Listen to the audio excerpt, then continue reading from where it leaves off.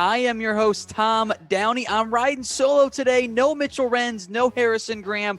Both of them canceled due to lack of hustle here at Chat Sports. I'm kidding. They'll be back in a little bit. We are going to break down the latest rumors and news. We got some trade rumors we're going to get into, but we're starting with Jameis Winston officially signing his deal with the New Orleans Saints. I think it's noteworthy because of the money involved. Namely, there's actually not a whole lot of money involved here with this deal for Jameis Winston and for the Saints.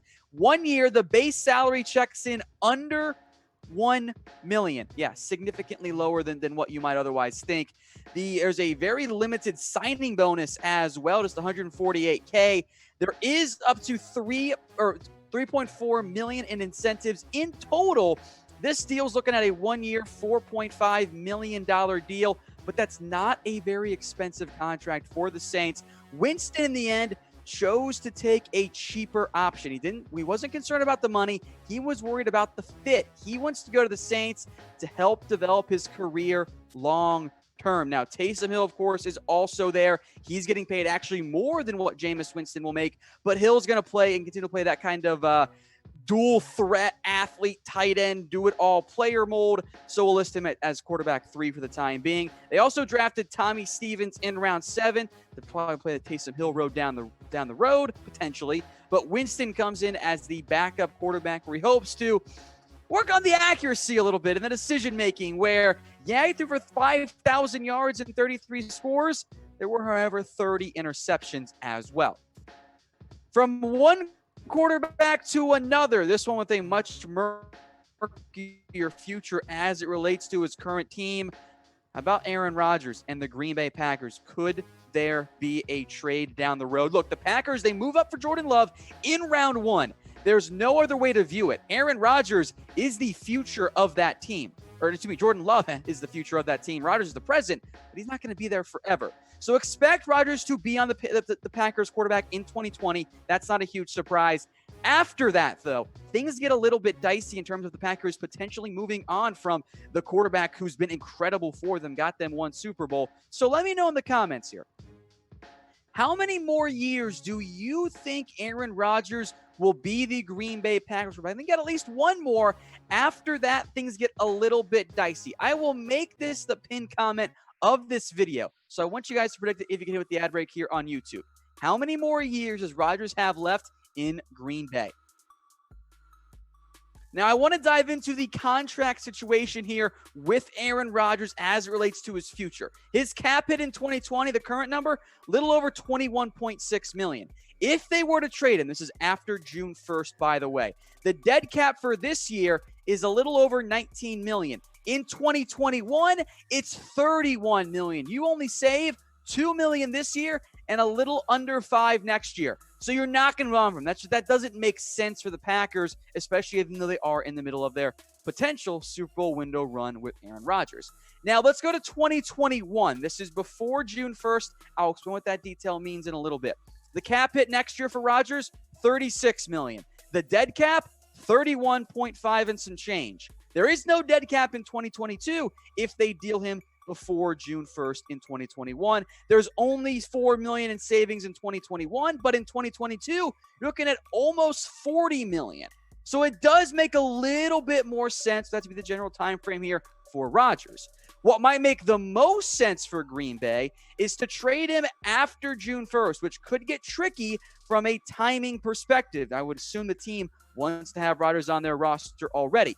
2021, again, the same cap hit there. The dead cap, what you can do by making a trade or cut or roster move after June 1st is you can take the dead money and put it across 2 years. So half of it or so goes in 2021, another half goes in 2022. There is one other little conditional note here with Aaron Rodgers as it relates to his contract.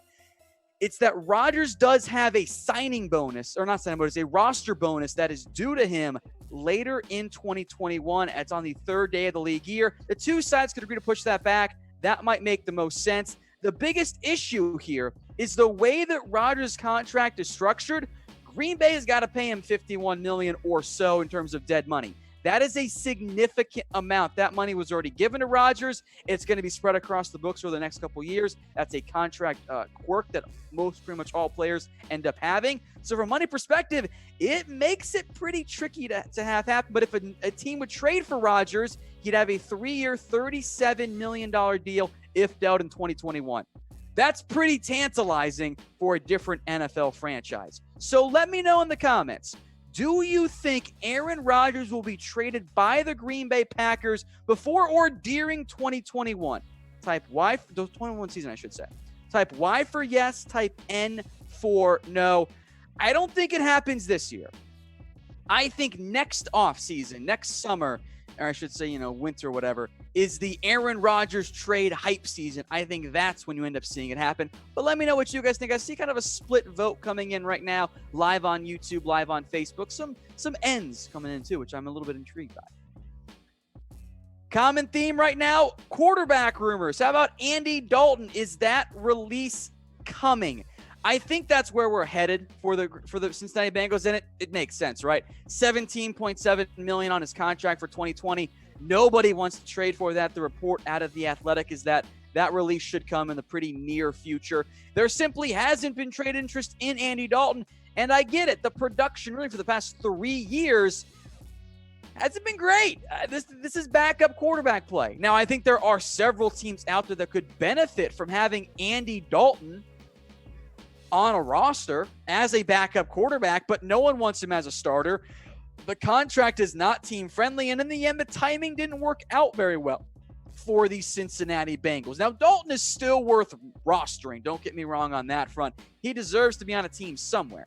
So let me know, where do you think Andy Dalton will end up playing next season? Is it going to be on the Bengals? Will it be somewhere else? I think he's somewhere around the NFL next year. So let me know what you guys think. Make your best guesses where you think Andy Dalton will play in 2020.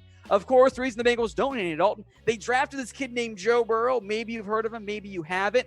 Heck, whatever team you're a fan of, by the way, NFL rookie jerseys are out. Of course, the Burrow and the Tua ones are quite popular right now. The Justin Herbert as well. But first-round picks, they are out at chatsports.com/NFL jersey. You can pre-order yours right now. That way, once the numbers are finalized, once the jerseys are all finished up, they'll ship them out to you. These are under $100, by the way. They're official Nike jerseys as well. It's chatsports.com/NFL jersey. And don't worry, that link will be in the comments and the description as well. Moving on now to Cam Newton. Where will his next team be? A lot of different ideas out there.